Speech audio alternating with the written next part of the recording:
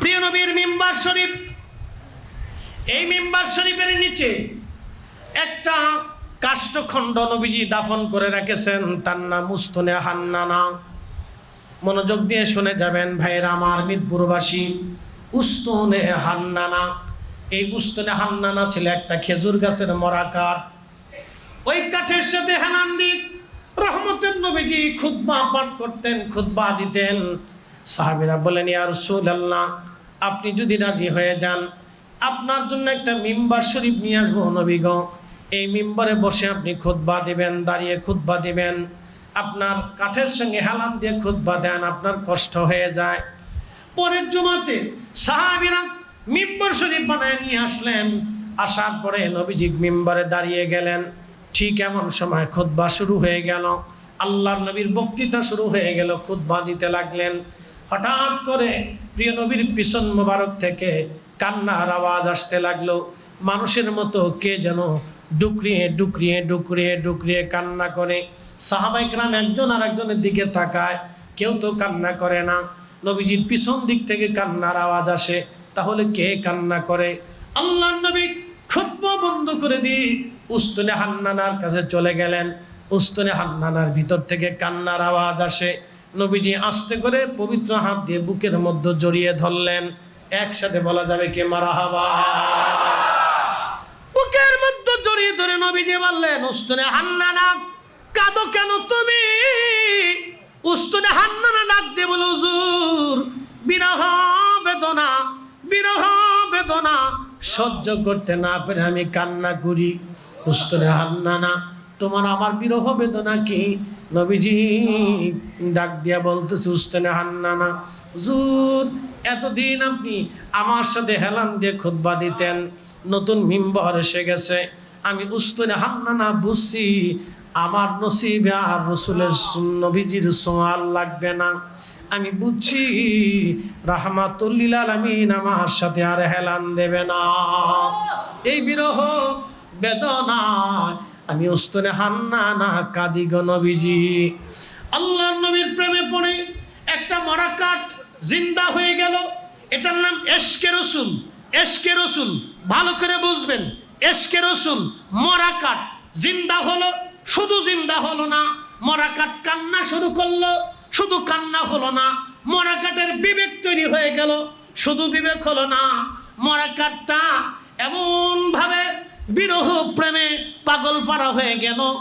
আল্লাহর নবী বললেন, উস্তনে হান্নানা রে, কান্না কি বন্ধ হবে না? বলে, হ্যাঁ ইয়া রাসূলুল্লাহ, বন্ধ হবে। আপনি দয়া করে আপনি আমাকে বলুন, মেহশরের কঠিন মাঠে আপনি আমাকে সারা জান্নাতে যাবেন না? তা না হয় না, আরো জোরে বলেন, চিৎকার মেরে বলেন আল্লাহু আকবার, আরো জোরে আল্লাহু আকবার।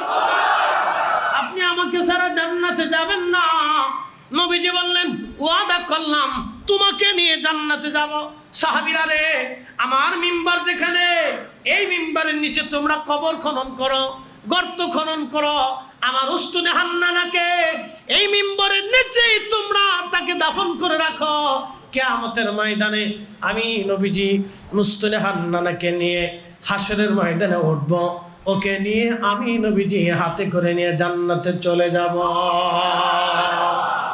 আহা, খুব মনোযোগ দিয়ে শুনে যাবেন। উস্তনে হান্নানার কান্না বন্ধ হয়ে গেল।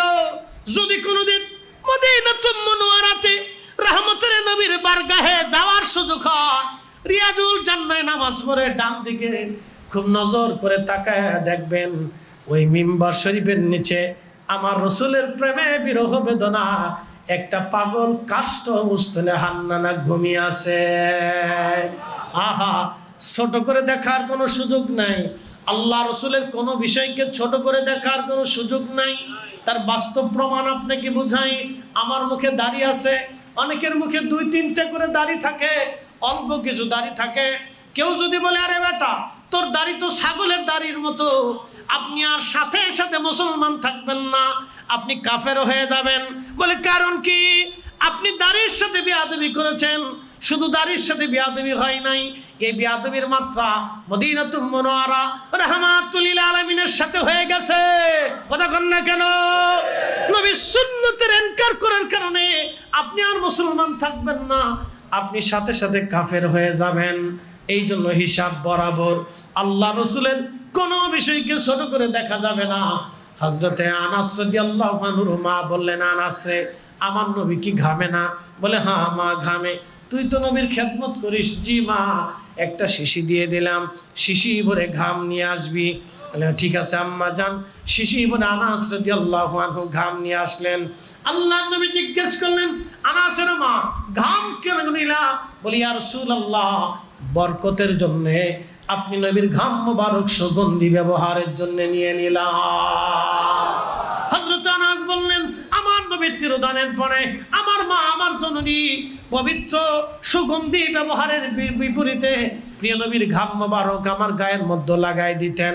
আল্লাহ নবীর পবিত্র ঘামের সুঘ্রাণ এতই চমৎকার ছিল, দুনিয়াতে অন্য কোনো সুঘ্রাণের মতো, আমার নবীর সুঘ্রাণের মতো অন্য সুঘ্রাণ ছিল না। আপনি কি বুঝলেন? সাহাবী রাসূল খাদিমুর রাসূল হযরত আনাস নবীজির ঘাম মোবারক এইভাবে শ্রদ্ধা করতেন। এক সাহাবী আসলেন, ইয়া রাসূলুল্লাহ, ইয়া হাবিবাল্লাহ, নবীজি, আল্লাহর নবী, আপনার জন্য ইয়ামান থেকে একখানা চাদর আনছি।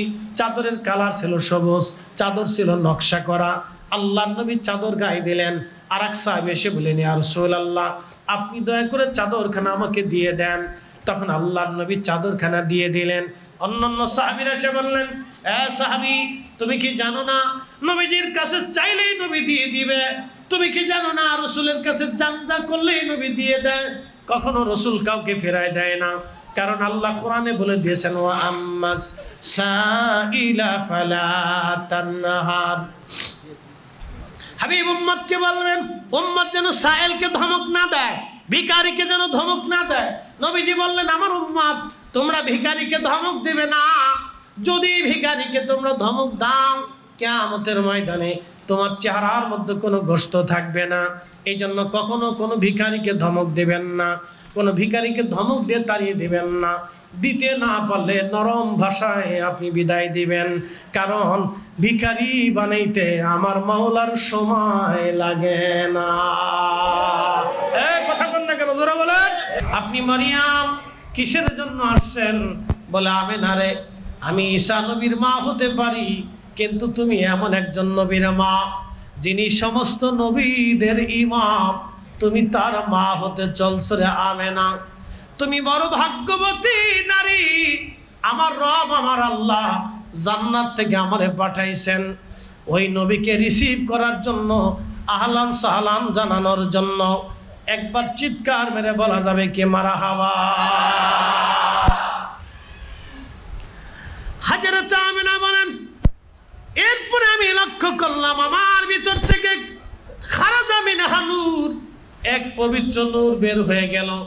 এই নূরের আলোতে সিরিয়ার রাজপ্রাসাদ আমি পরিষ্কার মতো দেখেছিলাম। সিরিয়ার রাজপ্রাসাদ কি আবার?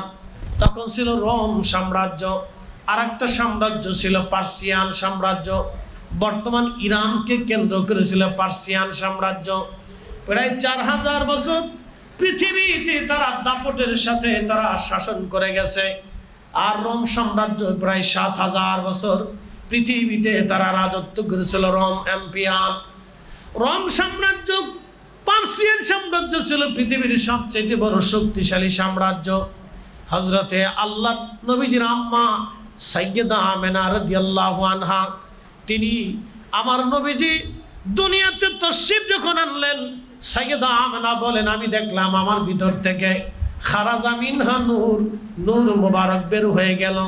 ওই নূরের আলোতে আমি আমেনা দেখলাম সিরিয়ার রাজপ্রাসাদ পরিষ্কার মতো দেখা যায়। এর অর্থ কি জানেননি? এর মারেফত হলো সিরিয়ার রাজপ্রাসাদ তখন ছিল রোম এম্পায়ারের রাজধানী, রোমানদের রাজধানী ছিল সিরিয়ার রাজপ্রাসাদ। সিরিয়া ছিল তখনকার দিনে রোমানদের রাজধানী।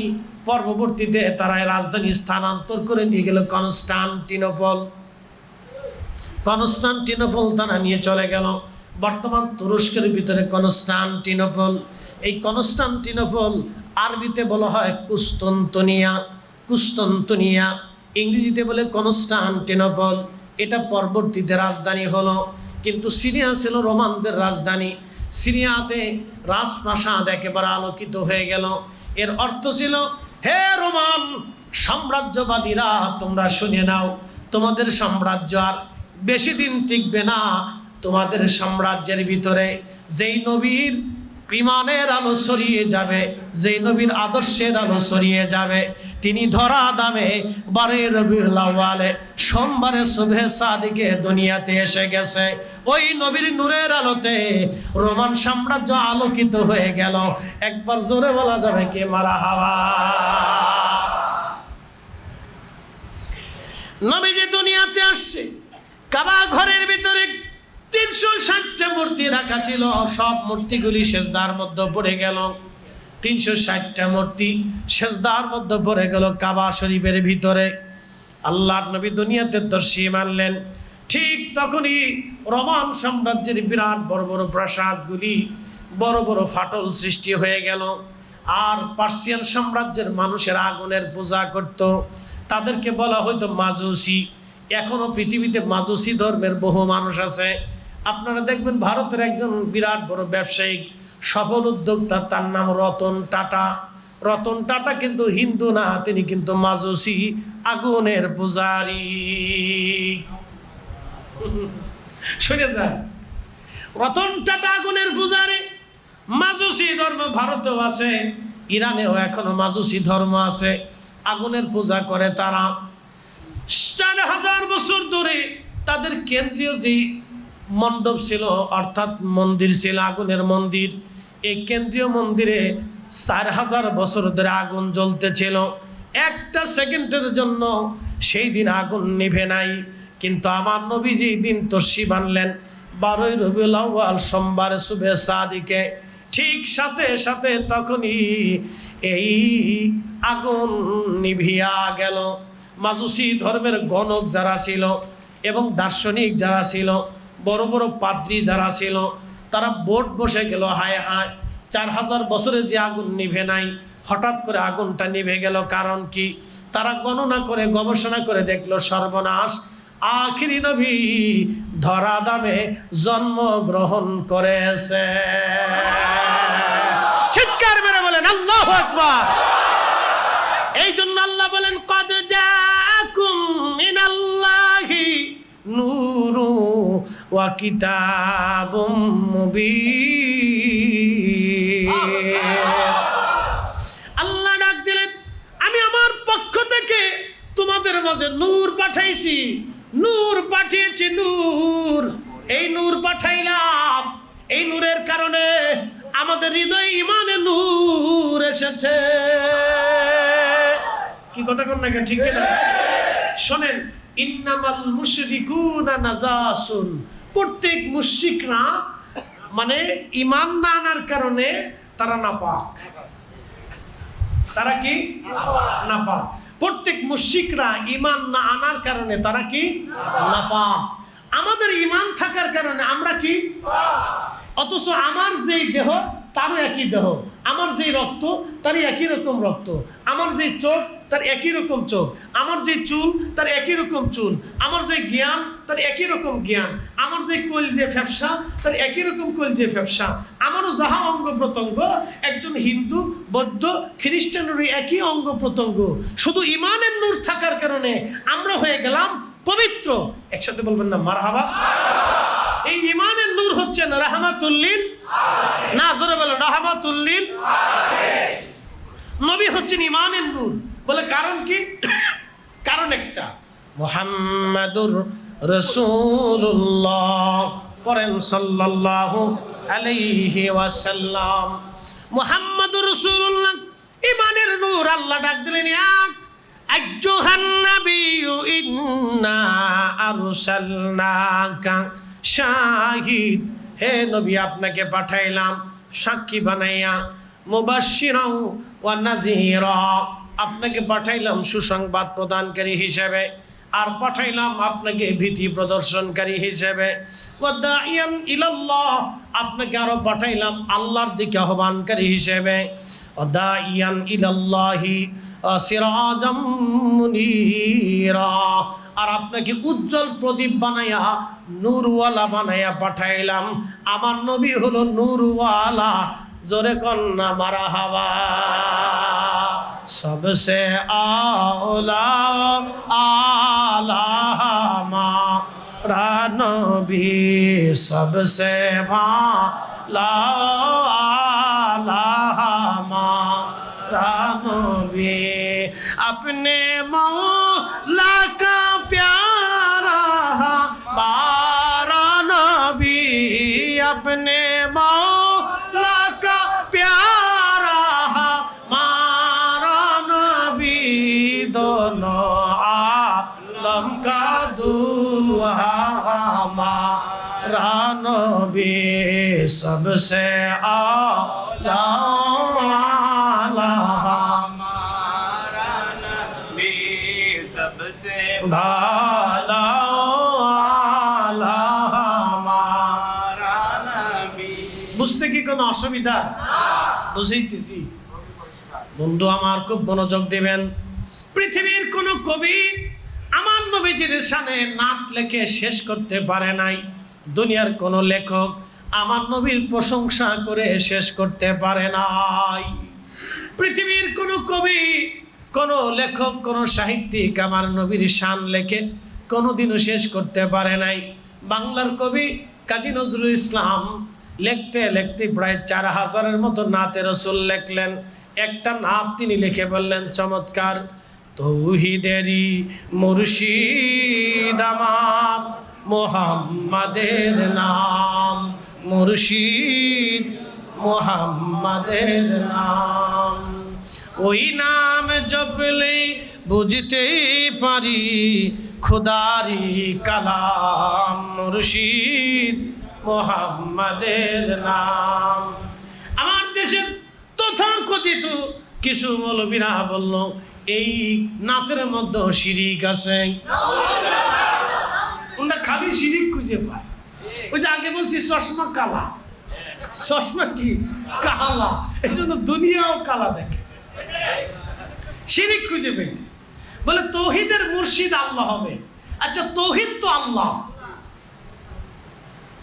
তাওহীদ উলুহিয়ত রুবুবিয়ত এটা তো আল্লাহ, লা ইলাহা ইল্লাল্লাহ, জোরে বলে লা ইলাহা ইল্লাল্লাহ। তারপরে কি মুহাম্মাদুর রাসূলুল্লাহ, জোরে বলে লা ইলাহা ইল্লাল্লাহ। তারপরে এই দুইটা পাঠের নাম হলো মুসলমান। মনে রাখবেন, মিল্লাতা আবিকুম ইব্রাহিম। আমরা কোরআন আল্লাহ বললেন তোমরা ইব্রাহিমের মিল্লাত, হুয়া সাম্মাকুমুল মুসলিমিন। আমরা মুসলিম জাতি, আমরা মুসলিম, আমরা মুসলিম, আমরা মুসলমান, আমরা মুসলিম জনতা। এখন নাম দিছে তৌহিদি জনতা। কেমনে ভাইছে আমি জানি না। আমরা মুসলিম জনতা, কোরআন বলতেছে আমরা মুসলিম জনতা। আল্লাহু আকবার। না না জোরে বলেন, জোরে জোরে। কে বলতেছে? কোরআন। কে বলে? কোরআন। আল্লাহ বলে তোমরা মুসলিম জনতা। মারহাবা কর। আমি বলছি? কে বলছে? কে বলছে? আল্লাহ বলছেন তোমরা মুসলিম জনতা। আমাদের পরিচয় আমরা মুসলিম জনতা। একসাথে কর না, মারহাবা। কি জনতা? মুসলিম। হুয়া সাম্মাকুমুল মুসলিমিন লা ইলাহা ইল্লাল্লাহ। এটা হচ্ছে তৌহিদের রুবুবিয়ত, আল্লাহর একত্ববাদের প্রথম শর্ত লা ইলাহা ইল্লাল্লাহ। তারপরে মুহাম্মাদুর রাসূলুল্লাহ সাল্লাল্লাহু আলাইহি ওয়াসাল্লাম। তাওহীদ রিসালাত, জোরে বলেন তাওহীদ রিসালাত, তাওহীদ রিসালাত। তাওহীদ ও রিসালাতের পরিপূর্ণ রূপের নাম হচ্ছে মুসলিম জনতা। একসাথে কর না, মারহাবা। কি জনতা? জোরে বলেন কি জনতা? মুসলিম। আমাদের নাম কি? মুসলমান। আমরা মুসলিম, আমাদের পরিচয় আমরা মুসলমান। খুব মনোযোগ দিবেন। প্রিয় উপস্থিতি, প্রিয় রহমতের নবীজি, এই যে কাজী নজরুল কত সুন্দর করে লিখলেন, তৌহিদেরই মুর্শিদ আমার মুহাম্মাদের নাম। অ্যাটেনশন, আমি এই কথাটুকুর ব্যাখ্যা আপনাদেরকে শুনি। আচ্ছা, তৌহিদ আল্লাহর একত্ববাদ, একসাথে বলেন তৌহিদ অর্থ কি? আল্লাহ একত্ববাদ, আল্লাহ এক, অদ্বিতীয়, আল্লাহ আছে। এটা আমাদেরকে শিখাইছে আল্লাহ, কি নিজে শিখাই দিয়ে গেছেন? আল্লাহর নবী শিখাইছে। এবার বুঝেন, হযরত আবু বকর কালেমা পড়লেন নবী দিয়া, ওমর কালেমা পড়লেন নবী দিয়া, উসমান আল্লাহ চিনলেন নবী দিয়া, আলী আল্লাহ চিনলেন নবী দিয়া, ১৬ লক্ষ সাহাবী আল্লাহ চিনেছে নবী দিয়া। কথা কন না কেন? কি দিয়া? কি দিয়া? কি দিয়া? এই জন্য নবীজি তৌহিদের মুর্শিদ, তিনি পথ দেখানেওয়ালা, তিনি পথ দেখানেওয়ালা। এই জন্য তাকে কি বলা হয়? মুর্শিদ। যিনি রাস্তা বাতলায় দেন তার নাম কি? মুর্শিদ। যিনি পথ দেখান তার নাম কি? মুর্শিদ। কাজী নজরুল যদিও আন্ডার ম্যাট্রিক, কিন্তু বড় হুজুরের চাইতে অনেক বড় জ্ঞানী। তা না হলে ওনার সাহিত্য আর প্রবন্ধ গ্রন্থের উপরে, জীবনীর উপরে ডক্টরেট ডিগ্রি করা লাগতো না। হ্যাঁ, ওনার মেধা ছিল, মগজে কিছু গিলু টিলু ছিল, এমনি লেখে নাই বেটা। এত ভুল ধরলে হয় না। ভুল ধরতে ধরতে এমন হয়ে গেছে যে নিজে যে কোন সময় ভুলের মধ্যে পড়ে রয়েছে, এটারও হিসাব কিতাব নাই। আল্লাহ আমার ভাইদেরকে সঠিক সমঝ দান করুন। রসুলের ইশক দিয়ে, নবীর প্রেমের নূর দিয়ে আল্লাহ তাদের কলিজাকে উজালা বানায় দিক, বলে না আমি। ওই নাম জপলেই বুঝতেই পারি খুদারি কালাম, মুর্শিদ মুহাম্মাদের নাম। কাজী নজরুল কত চমৎকার করে লেখলেন, বলে এই কথা কোথায় পাইলেন? এই কথা সূরা নিসার ৮০ নম্বর আয়াতে আল্লাহ লিখে দিলেন, মাইয়ুতির রাসূল ফাকাদ আতা আল্লাহ। আল্লাহ বলে দিলেন, হাবিব উম্মতদেরকে জানায় দেন, আপনি নবী মানলে আমি আল্লাহ মানা হবে। নবী মানলে আল্লাহ মানা হবে। নবী মানলে, নবী মানলে, নবী মানলে, নবী ভালোবাসলে আল্লাহ ভালোবাসা হবে। নবীকে তাজিম করলে আল্লাহকে তাজিম করা হবে। নবীর দল করলে আল্লাহর দল হবে। নবীর মত মানলে আল্লাহর মত হবে। নবীর পথ মানলে আল্লাহর পথ হবে। নবীর দল মানলে আল্লাহর দল মানবে। রসুলের রাস্তা মানলে আল্লাহ রাস্তা হবে। নবী খুশি করলে আল্লাহ খুশি হবে। নবী বেজার হলে আল্লাহ বেজার হবে। রসুলের সমর্থন করলে আল্লাহর সমর্থন হবে। রসুল খুশি আল্লাহ খুশি। নবীর পথ আল্লাহর পথ, নবীর মত আল্লাহর মত, নবীর দল আল্লাহর দল। নবী মানা আল্লাহ মানা, নবী মানা আল্লাহ মানা, নবী না মানা আল্লাহ না মানা। এই জন্য সূরা নিসা আল্লাহ বলে দিলেন, হাবিব উম্মতকে জানান, আপনাকে মানলেই আমি আল্লাহ মানা হয়ে যাবে। একসাথে বললাম মারহাবা।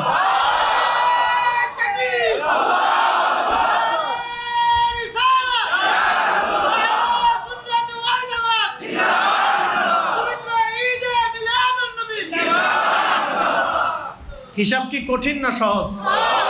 কিন্তু জিলাপির ফেসের মতো ফেসাইতে ফেসাইতে জিলাপির জান শেষ করে ফেলছে।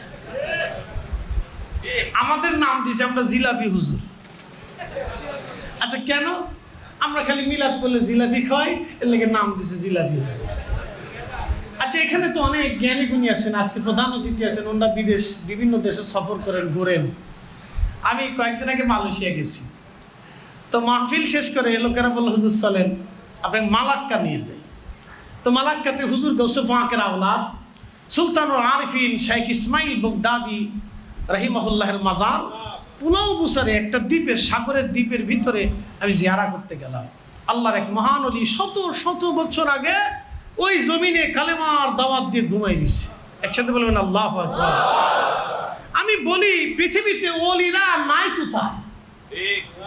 কি কথা কন না কেন? পৃথিবীতে ওলিরা নাই কোথায়? আপনি আমাকে হিসাব করে দেখান, ইসলামের খেদমত ওলিরা যাহা করেছে নিঃস্বার্থভাবে করেছে। ওলিদের খেদমতের মধ্যে কোনো স্বার্থ ছিল না। তারা শুধুই মাত্র আল্লাহর জন্য, রসুলের জন্য নিজের জীবনকে কুরবানি করে দিয়া সুদূর দেশ থেকে, ইয়ামান থেকে শাহজালাল ইয়ামিনী, বাগদাদ থেকে শাহ মুস্তফা আল বাগদাদি, সুদূর চট্টগ্রামে বদর শাহ আউলিয়া রাহমাতুল্লাহ আলাইহি 1200 বছর আগে আসছে। আমি কয়েকদিন আগে জিয়ারত করে আসছি। হ্যাঁ, তারপরে বাইজিদ বুস্তামি রাহমাতুল্লাহ আলাইহি 1300 বছর আগে আসছে। বাইজিদ বুস্তামি রাহমাতুল্লাহ আলাইহির পীরের নাম হযরতে ইমাম জাফর সাদেক রাদিয়াল্লাহু আনহু, তিনার বাবা ইমাম মুহাম্মদ বাকের রাদিয়াল্লাহু আনহু, তিনার বাবা হযরত ইমাম জৈনুল আবেদিন রাদিয়াল্লাহু আনহু, তিনার বাবা সুলতানে কারবালা ইমাম হুসাইন রাদিয়াল্লাহু আনহু, তিনার বাবা শেরে খুদা আলী কাররামাল্লাহু ওয়াজহু, তিনার বিবি সহধর্মিনী সাইয়্যিদাতুন নিসাই আহলিল জান্নাহ ফাতিমাতুজ জাহরাই রাদিয়াল্লাহু আনহা, তিনার বাবা রাহমাতুল লিল আলামিন। একসাথে বলবেন না মারহাবা। ইসলাম ওলিদের হাত ধরে আসছে। কি আসতে কোন কেন জোরে বলেন, কাদের হাত ধরে? আরে সুলতান মুহাম্মদ ঘুরির বিজয় হতো না যদি খাজা বাবা আজমির থেকে ধুলি নিক্ষেপ না করতে পারতেন। কথা কন না কেন? শাহজালাল ইয়ামানি মুজাররিদি এই সিফা সালার নাসির উদ্দিনের বিজয় হতো না যদি শাহজালাল ইয়ামানি মুজাররিদি জায়নামাজ দিয়া নদী পার না হতে পারতেন। ইসলাম আসছেই তো ওলিদেরকে দিয়ে, কিন্তু আমরা হতভাগা জাতি, তাদেরকে সম্মান দিতে পারি না। কি কথা কন না, ঠিক কিনা?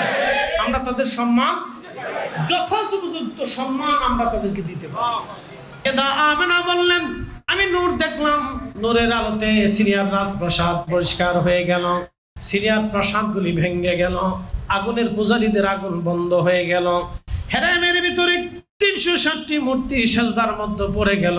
রসুল আসলেন, নবী আসলেন, সারা পৃথিবীতে আনন্দের রব পড়ে গেল। ইমাম মোল্লা আলী কারি মাক্কি আল মাউরিদের মধ্যে তিনি লিখতেছেন, জঙ্গলের হরিণ বাঘের কাছে দৌড়ায় গেল, বাঘ শুনছো আজকে রাহমাতুল লিল আলামিন ধরা দামে তশরিফ এনেছে। বাঘে দৌড়ায়া এই বনের পশুর কাছে দৌড়ায় চলে গেল, শুনছো রাহমাতুল লিল আলামিন ধরা দামে দুনিয়াতে এসেছেন। সমুদ্রের মাছ এক মাছ আর এক মাছের কাছে যায় বলে, শুনছো রাহমাতুল লিল আলামিন ধরা দামে তিনি তশরিফ এনেছেন। শুনলে আপনারা আশ্চর্য হবেন, নবীজি যেই রাত্রে দুনিয়াতে তশরিফ এনেছিলেন, পৃথিবীর সমস্ত সাগরের পানি আল্লাহ সেই দিন মিষ্টি বানিয়ে দিয়েছিলেন। আসতে হয়ে গেল না? আরেকটু জোরে জোরে জোরে জোরে জোরে। সাগর কি আমাদের হুকুমে না আল্লাহর হুকুমে? तमाम পৃথিবীর সাগরের পানিটাকে আল্লাহ কি করে দিলেন? মিষ্টি বানিয়ে দিলেন। ইয়া রব, আপনি আশ্চর্য হবেন। আল্লাহ রাসূলের শানের দিকে যদি আপনি তাকান, তা আপনাকে অবাক করে ফেলবে যে আল্লাহ তাকে কত মহা সম্মানের সাথে দুনিয়াতে আনছে। সাইয়্যিদা হালিমাতুস সাদিয়া রাদিয়াল্লাহু আনহা তিনি বলতেছেন, আমি ধাত্রী মা হওয়ার জন্য সুদূর তায়েব থেকে রওনা হয়ে গেলাম। রওনা হয়ে যাওয়ার পরে আমার গাধা ছিল দুর্বল, উট ছিল দুর্বল, আমার গাধাটা ঝিমিয়ে ঝিমিয়ে ঝিমিয়ে ঝিমিয়ে ঝিমিয়ে ঝিমিয়ে ঝিমিয়ে ঝিমিয়ে যেতে লাগলো। আমি যখন কাবা শরীফের ভিতরে ঢুকি, তখন আমার সামনে দিয়া তায়েফের অন্যান্য মহিলারা বাচ্চা কাচ্চা নিয়ে তারা ধাত্রী হয়ে রওনা হয়ে চলে যাচ্ছে। আমি তখন ঢুকি, মক্কায় ঢুকার পরে শুনলাম মক্কায় কারো বাড়ি কোনো সন্তান নাই, কিন্তু একটা সন্তান মক্কাতে আছে। বাবার নাম আব্দুল্লাহ, তিনি ইন্তেকাল করেছেন। মা আমেনা বাচ্চাটা এতিম, এই বাচ্চা যদি আমি নেই বিনিময় কিছুই আমি পাবো না, কারণ সন্তানটা এতিম। আমি স্বামীকে বললাম, স্বামী একে তো আমরা অভাবী, 2 নম্বর আমার উট দুম এবং আমার গাধা একেবারে দুর্বল, 3 নম্বর আমার কোলের ছোট্ট বাচ্চায় দুধ পায় না, আমি বাচ্চাটাকে কি করে লালন পালন করব? স্বামীরে আমার, আমাদের বাচ্চা ধাত্রী মা আমাকে হতে হবে না, তুমি চলো আমরা তায়েফ নগরে ফিরে চলে যাই। হালিমাতুস সাদিয়ার স্বামী ডাক দিয়ে বলতেছে, হালিমা আমরা সুদূর তায়েফ থেকে পথ অতিক্রম করে মক্কায় আসছি, একেবারে শূন্য চলে যাব। হালিমারে তুমি বাচ্চাটা নেও বা না নাও, চলো তো একবার ওই ঘরে যাইয়া বাচ্চাটাকে দেখে আসি, বাচ্চাটা দেখতে কেমন দেখা যায়। ভাগ্যবতী নারী, মহিয়সী নারী হযরত হালিমাতুস সাদিয়া রাদিয়াল্লাহু আনহা বলেন, আমি সেই নবীকে দেখার জন্য রওনা করলাম। হযরত আমিনার গৃহের মধ্যে যাওয়ার পরে দেখি দোলনার ভিতরে একটা সুন্দর বাচ্চা শুইয়া ঘুম পাড়ানো আছে। আমি হালিমা দোলনার পাশে যাইয়া আমার নবীর দিকে আমি তাকাইলাম। শিশু নবীর দিকে তাকানোর পরে আমি হালিমা আশ্চর্য হয়ে গেলাম। পৃথিবীতে মানুষ এত সুন্দর কি করে হয়? আল্লাহু আকবার। পৃথিবীতে মানুষ এত সুন্দর কি করে হয়? এত সুন্দর কি করে হয়? এত সুন্দর কি করে হয়? আমি হালিমা দেখলাম আল্লাহর হাবিবের পবিত্র জেসেমে সাদা রেশমের কাপড় দিয়ে ঘিরে রাখা এবং তার শরীরে সবুজ আর একটা কাপড় দিয়ে ঘিরে রাখা। পবিত্র বদন থেকে জেসেম থেকে এত সুন্দর খুশবু আসতে লাগলো। আমি হালিমা মোহিত হয়ে গেলাম। এমন বাচ্চা তো জীবনে কোনোদিন দেখি নাই। আমি আস্তে করে তার কাছে গেলাম, স্বামীকে ডাক দিয়ে বললাম, স্বামী রে, এত সুন্দর বাচ্চা আমি হালিমা বিনিময় পাই বা না পাই, আমি এই সন্তান ছাড়া তায়েফে যাব না। ভাগ্য, জোরে বলেন কি ভাগ্য? না না, আরো জোরে বলেন কি ভাগ্য? জোরে বলেন কি? সবাই নিয়ে গেল অন্য বাচ্চা। হালিমার ভাগ্য আসলো রাহমাতুল লিল আলামিন। ভাগ্য, ভাগ্য মনে রাখবেন, ইশকে রাসূল কলিজাতে আসা, এটা ভাগ্য। যদি কোনোদিন মদিনাতুল মুনাওয়ারাতে যান তো ঠিকানা বলে দিচ্ছি, আল্লাহর নবীর রওজা শরীফ থেকে নবীজির মিম্বার শরীফ পর্যন্ত রাউজাতুম মিন রিয়াজিল জান্নাহ। যদি কোনোদিন ওইখানে নামাজ পড়তে পারেন তো বুঝবেন বেহেশতে নামাজ পড়েছেন। যদি ওইখানে কোনোদিন দোয়া করতে পারেন তো বুঝবেন আল্লাহর বেহেশতের ভিতরে আপনি দোয়া করেছেন। মনে রাখবেন, এটা রিয়াজুল জান্নাহ বলে। কারণ কি? নবীজি হুজরা শরীফ থেকে মিম্বরে যাইতেন আসতেন, যাইতেন আসতেন, যাইতেন আসতেন, যাইতেন আসতেন, যাইতেন আসতেন। ৭০,০০০ নবী বাইতুল আকসাতে নামাজ পড়লেন, রিয়াজুল জান্নাহ হলো না। হারাম শরীফে বাইতুল্লাহতে ১৬ লক্ষ নবী, ২,২৪,০০০ নবী তাওয়াফ করলেন। নূহ আলাইহিস সালাম ওনার মাজার শরীফ মুতাফের ভিতরে, ইসমাইল আলাইহিস সালামের মাজার শরীফ কাবা শরীফের দরজার সামনে ৩৬০ জন নবীর মাজার কাবা শরীফের মুতাফের ভিতরে। একসাথে বলবেন না মারহাবা? কোথাও আপনি রিয়াজুল জান্নাহ পাবেন না, কিন্তু আমার রাসূল যাইতেন আসতেন, যাইতেন আসতেন। আল্লাহ ডাক দিলেন, হাবিব আপনি যান আর আসেন এই জায়গাটুকুন আমি আল্লাহ রাউজাতুম মিন রিয়াজিল জান্নাহ, দুনিয়ার থেকে জান্নাতের বাগান ঘোষণা দিয়ে দিলাম।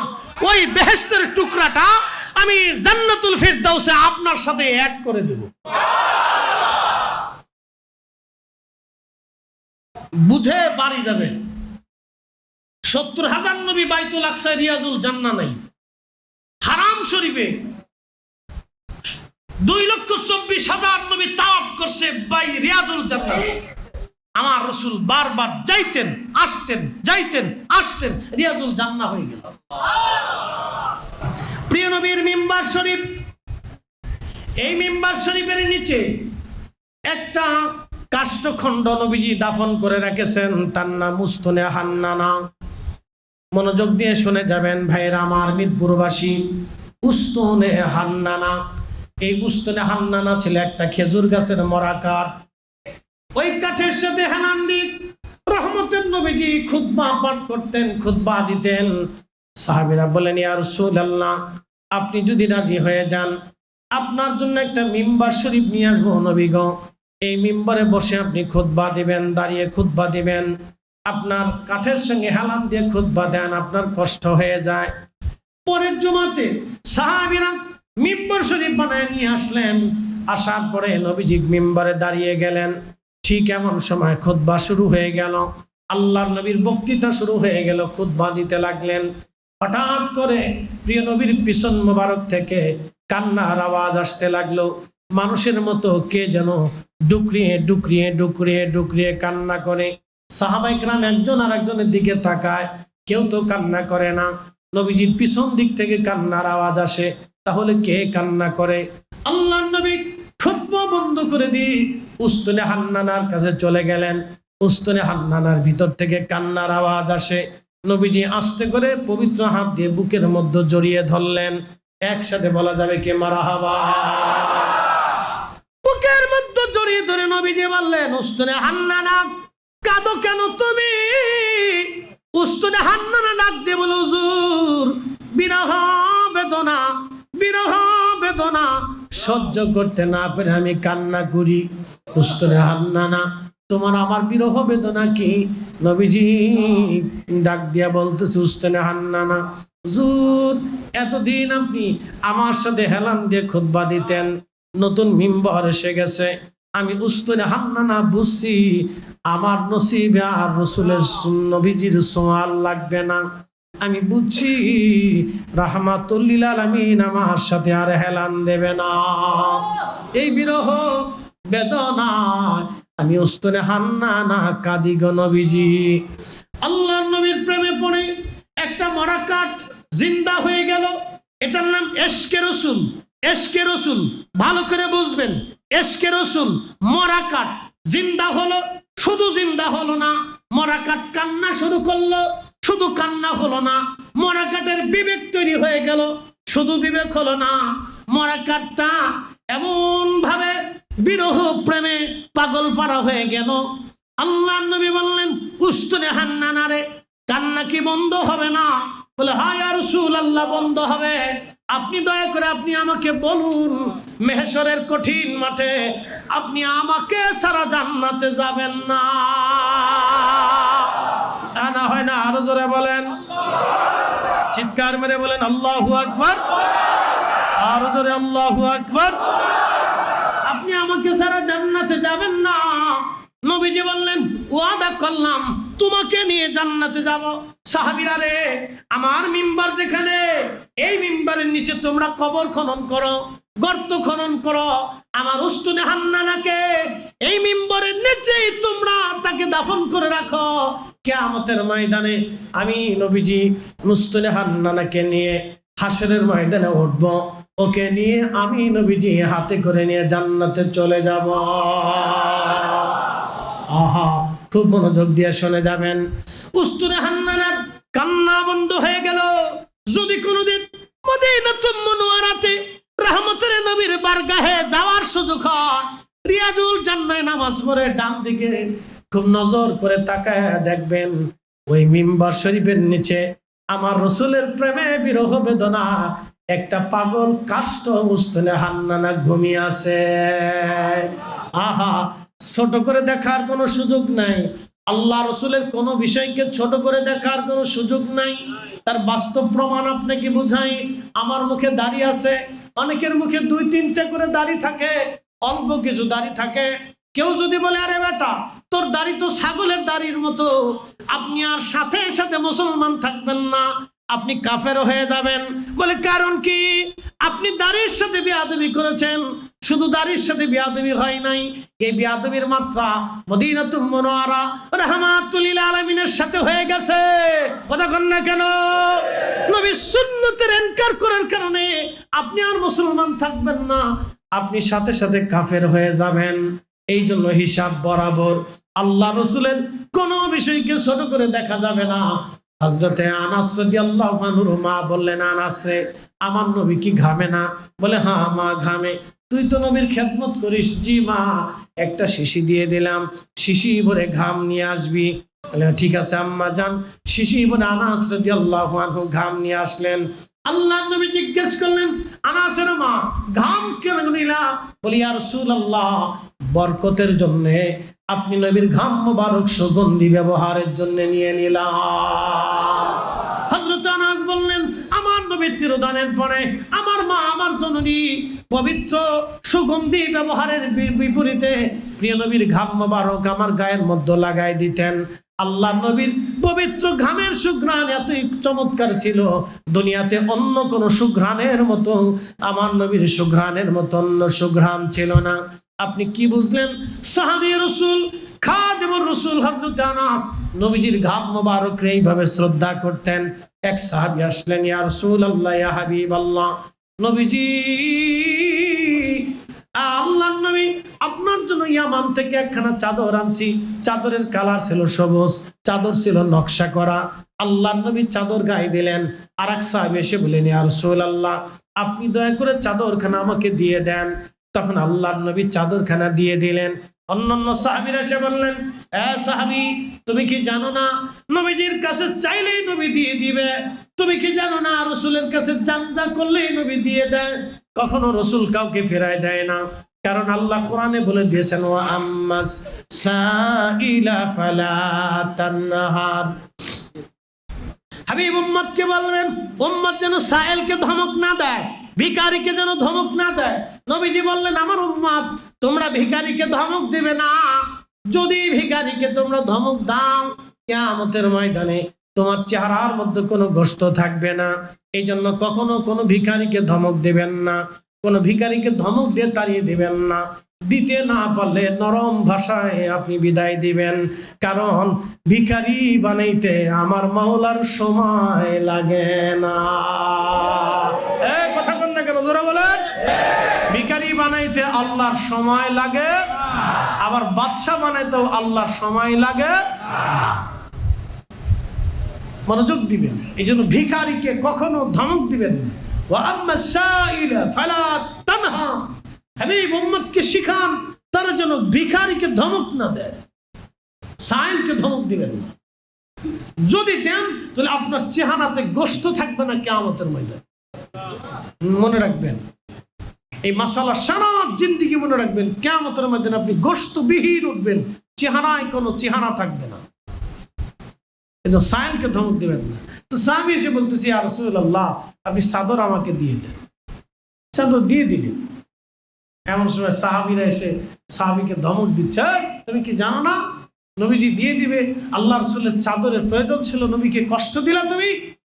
তখন এই সাহাবী থরথর করে কেঁপে উঠছে, আহা, রাসূলকে কষ্ট দিয়ে ফেলছি। আল্লাহর হাবিবের দরজাতে এসে কাঁদতেছে। নবী বললেন, সাহাবী কাঁদো কেন? বলি, ইয়া রাসূলুল্লাহ, আপনার পবিত্র চাদর নিয়ে নিছে, আপনার কষ্ট হচ্ছে। নবী গো, কষ্ট দেওয়ার জন্য চাদর নেই। ইয়া রাসূলুল্লাহ, তো কিসের জন্য নিছো? বলি, ইয়া রাসূলুল্লাহ, আপনার গা মুবারকে যে চাদরটা শোভা পেয়েছে, আমার ইচ্ছা হচ্ছে ওই চাদর দিয়ে যেন আমার কাফনের কাপড় বানানো হয়। না হয় না? সহিহ মুসলিমের হাদিস। একসাথে বলেন আল্লাহু আকবার। না, আরো জোরে জোরে বলেন, জোরে জোরে। সাহাবী রাসূল প্রিয় নবীর চাদর মুবারকের শান ছিল কত, ইজ্জত কিভাবে দিয়েছে দেখেন। এই জন্য আল্লাহ রাসূলের কোন বিষয়কে কেউ যদি ছোট করে দেখে, আমি সে যত বড় আলেম হোক, আমি তাকে ইতর মনে করি। ইতর, আপনি ঠিক বললেও ঠিক, না ঠিক বললেও ঠিক। ইতর ইতর। কেউ যদি আল্লাহর হাবিবের মেহবুবের কোন বিষয়কে ছোট করে দেখে, সে দুনিয়ার সবচেয়ে নিকৃষ্ট ইতর। সে যেই হোক, সে ইতর। অনেক জানলে কি হবে? ইমাম বুখারী রাহমাতুল্লাহ আলাইহির মাজার থেকে উজবেকিস্তানের বুখারাতে ঘুমিয়েছে। ইমাম বুখারী রাহিমাহুল্লাহের মাজার থেকে মাটি থেকে 16 বছর পর্যন্ত ঘ্রাণ আসতো, ঘ্রাণ, বেহেশতের ঘ্রাণ। একসাথে বলবেন সুবহানাল্লাহ। যদি কখনো উহুদে যান, রাত্রিবেলা যাবেন, দিনে না, রাতে। রাতে দিনে গেলে পাবেন না। আমি দিনে বহুবার গেছি, রাতে গেছি। রাতে চিন্তা করলাম রাতে একটু চুরি করে আসি। বলে, কি চুরি করব? দুনিয়ার টাকা পয়সা না, রাসূলের সুঘ্রাণ চুরি করে নিয়ে আসি। আল্লাহ কসম করে বলি, যেখানে আল্লাহর নবীকে বিশ্রাম করানো হয়েছিল, সেখানে উঠার আগে নিচে একটা মসজিদ আছে। ওই মসজিদে আল্লাহর নবী আগে গেছিলেন। ভাই দেখছেন? হ্যাঁ, ডক্টর সাহেব দেখছেন? আল্লাহর নবীর মসজিদ আছে। ওই মসজিদে রহমতের নবীজির দন্ত মোবারক শহীদ হয়েছিল আসরের নামাজের সময়। এটা আটকায় দিছে। হ্যাঁ, মসজিদে আসরের নামাজের সময় ওইখানে দন্ত মোবারক শহীদ হয়েছিল। আহা, রাসূল করিম মসজিদে ফাস। ভাই গেছেন মসজিদে ফাস, নামটা ভুলে গেছিলাম। এই মসজিদে নবীজির দন্ত মোবারক শহীদ হয়েছিল। এইখানে নামাজ পড়েছিলেন। এটা মসজিদের স্ট্রাকচার তৈরি করে বানায় রাখছে, তুর্কিরা করছে। সৌদিরা তো খালি বেদাত বেদাত করে ভেঙে দেয়। এদের কাজ হল খালি বেদাত বেদাত করে ভেঙে দিবে, নষ্ট করে দিবে। মক্কা মদিনাতে গেলে মানুষ দেখবে যে আল্লাহ রাসূলের স্মৃতি স্থানগুলি দেখলেও করে যাতে একটা শান্তি লাগে। আপনি ভিতরে ঢোকার তো দরকার নেই, আপনি ঘিরেই দেন, মানুষ দূর থেকে দেখুক, দেখলেও কলিজার ভিতরে একটা শান্তি লাগবে। এটা খালি বেদাত বেদাত বলে ভেঙে দেয়। কেন? আপনার ভাঙ্গার অনুমতি কে দিছে? কে অনুমতি দিছে আপনাকে ভাঙ্গার? এই মসজিদ থেকে নবীজিকে সাহাবায়ে কেরাম জিবরাইল আলাইহিস সালামের নেতৃত্বে তুলে নিচ্ছিলেন উহুদের পাহাড়ে। এই সময় হযরত তালহা রাদিয়াল্লাহু আনহু, আল্লাহু আকবার, ৭৯টা কাফেরের তলোয়ার বর্ষা তীরে রাখা ওনার শরীরকে ঝাঁঝরা করে ফেলে দিয়েছিল। একা কাফেরদের সাথে লড়াই করেছিলেন নবীকে বাঁচানোর জন্য। শেষ পর্যন্ত তিনি পড়ে গিয়েছিলেন। আল্লাহর রাসূল তিনি হুঁশ ফিরার পরে যেখানে রেখেছিলেন পাহাড়ের সেই ফাঁকা জায়গাটা উহুদে এখনো আছে। শোনেন, যদি কোনোদিন উহুদে যান, উহুদের পাহাড়ে বসবেন, বৈশা উহুদের পাহাড়ের গায়ে হাত দিবেন, দিয়ে বলবেন, পাহাড় রে, আমার রসুল বলে গেছে তুমি বলে রসুলকে ভালোবাসো, আর নবীও তোমাকে ভালোবাসে। এরে পাহাড়, রসুল বলেছেন আলা বাবিন মিন আবওয়াবিল জান্নাহ, আমাদের চোখে দেখা জান্নাতি পাহাড় হচ্ছে উহুদের পাহাড়। একসাথে বলবেন আল্লাহু আকবার। হ্যাঁ, আল্লাহ রসুল নিজে বলে গেছে উহুদ আমাকে ভালোবাসে, উহুদ বেহেশতের পাহাড়, আর আমি নবী নিজেও উহুদকে ভালোবাসি। যদি কোনোদিন যান তো উহুদের পাশে বসে উহুদরে বলবেন, উহুদ রে, তুমি রসুলকে ভালোবাসো আর রসুল তোমাকে ভালোবাসে। এর চাইতে বড় সৌভাগ্য তোমার জীবনে তার কিছু নাই। আর আমি হাজি, বহু দূর থেকে আসছি, আমিও তোমাকেও ভালোবাসি। ভালোবাসা। একসাথে বলেন কি? ভালোবাসা। জোরে বলেন কি? ভালোবাসা। আজকে এখানে আসছেন কিসের জন্য? ভালোবাসা। জোরে বলেন। ভালোবাসা। মসজিদে আসেন কিসের জন্য? ভালোবাসা। ভালোবাসার জন্য। মূলে থাকে ভালোবাসা। যে ইবাদতে মহাব্বত নাই, ওই ইবাদতের 4 পয়সা মূল্য নাই। বুঝাইতে পারি না মনে হয়? ইবাদতে মহাব্বত থাকতে হবে। জোরে বলেন, ইবাদতে মহাব্বত থাকতে হবে। জোরে বলেন, ইবাদতে মহাব্বত থাকতে হবে। আমি শুধু ওয়াজ করি না, রহস্যের ওয়াজ করে দিয়েছি, যাতে মানুষের কাল পর্যন্ত ঢুকে। ইবাদতে মহাব্বত থাকতে হবে, তাহলে আপনি বেহেশতের সুসংবাদ পাবেন। আর নতুবা ওই যে অনেকেই দেখবেন যে নামাজ পড়ার সময় খালি মুরগির ঠোকের মতো ঠকর ঠকর ঠকর ঠকর করে সেজদা করে, মানে হাতে বুঝাইতেছে যে আল্লাহ আমার উপরে ঠেকা পড়ছে, এটা আল্লাহর উদ্ধার করতে এসেছি। বলত কোথাকার। ধীর স্থির ভাবে নামাজ পড়তে হয়। কোরআন শরীফ নিবেন হাতে, আদবের সাথে নিবেন, এটা আল্লাহর কালাম। একসাথে বলবেন না মারহাবা। কার কালাম? আল্লাহর কালাম। আল্লাহর কালাম। কোরআন শরীফে যখন চুমা দেন তখন উপরে কি থাকে? প্লাস্টিক, গিলাফ, কাপড় দিয়ে, কাগজ দিয়ে, প্লাস্টিক দিয়ে বানায়। বলেন তো, এই প্লাস্টিক তো কোনো দোকানের মধ্যে ছিল, কোনো কারখানায় ছিল, অথবা প্লাস্টিক তৈরি করার আগে কোনো রাবারের বাগানে ছিল। যখন রাবারের বাগানে ছিল 4 পয়সাও দাম নাই। যখন এটা কোন কোম্পানিতে আসছে তখনও 4 পয়সাও দাম নাই। যখন দোকানে আসছে তখনও 4 পয়সা দাম নাই। কিনে এনে আপনি কার্পেটও বানাইতে পারেন, আপনার বিছানাতেও দিতে পারেন, আবার টাইলসে দিতে পারেন, বিভিন্ন জায়গায় লাগাইতে পারেন। কিন্তু প্লাস্টিকের কপাল এত ভালো হইলো, লাগতে লাগতে সে কোরআনের সাথে লেগে গেল। লাগার কারণে কি হলো?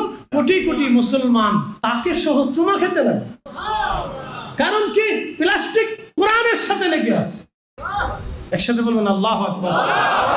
কিসের সাথে লেগে আছে? কোরআনের সাথে লাগার কারণে প্লাস্টিকের দাম বাড়ছে, কোরআনের দাম বাড়ে নাই। কোরআনের কারণে প্লাস্টিকের দাম বাড়ছে। শরফুল মাকিনা ও শরফুল মাকান, শরফুল মাকানে ও শরফুল মাকিন। মসজিদের কারণে আমাদের দাম বাড়ছে, মসজিদের কারণে আমাদের দাম বাড়ছে। আমরা নবীর উম্মত হওয়ার কারণে 70 গুণ দাম আমাদের বেড়েছে।